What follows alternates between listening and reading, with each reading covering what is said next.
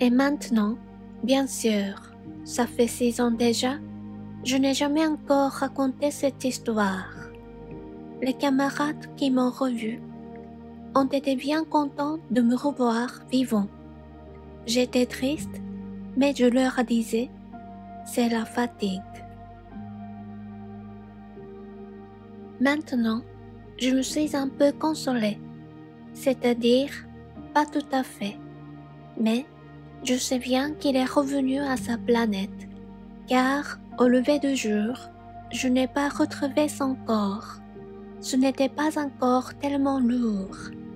Et j'aime la nuit écouter les étoiles. C'est comme 500 millions de gros.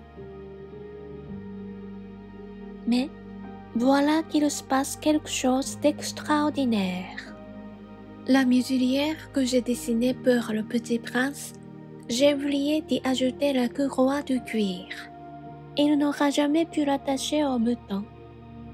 Alors je me demande, que s'est-il passé sur sa planète? Peut-être bien que le mouton a mangé la fleur?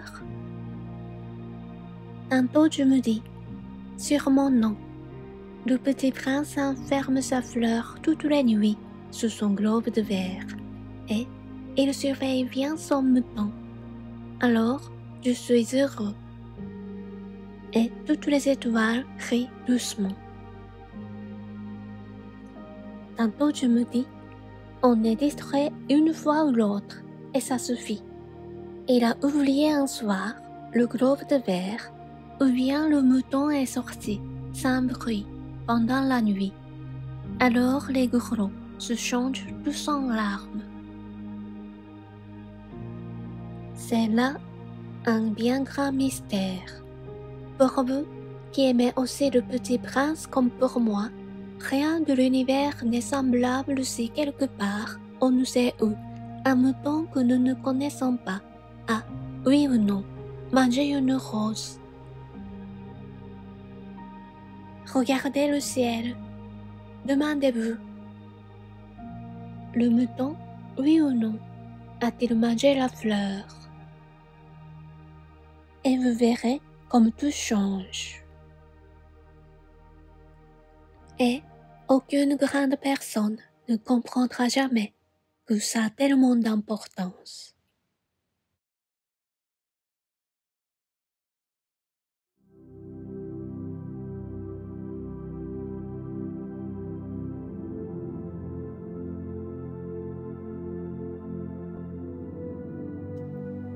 Ça, c'est pour moi le plus beau et le plus triste paysage du monde.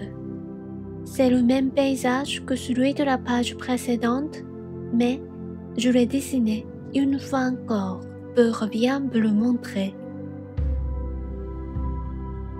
C'est ici que le petit prince a apparu sur terre, puis disparu. Regardez attentivement ce paysage afin d'être sûr de le reconnaître. Si vous voyagez un jour en Afrique, dans le désert, et s'il vous arrive de passer par là, je vous en supplie, ne vous pressez pas. Attendez un peu juste sous l'étoile.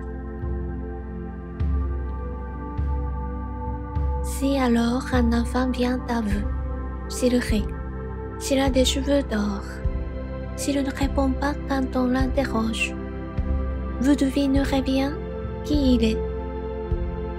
Alors soyez gentil, ne me laissez pas tellement triste, écrivez-moi vite qu'il est revenu.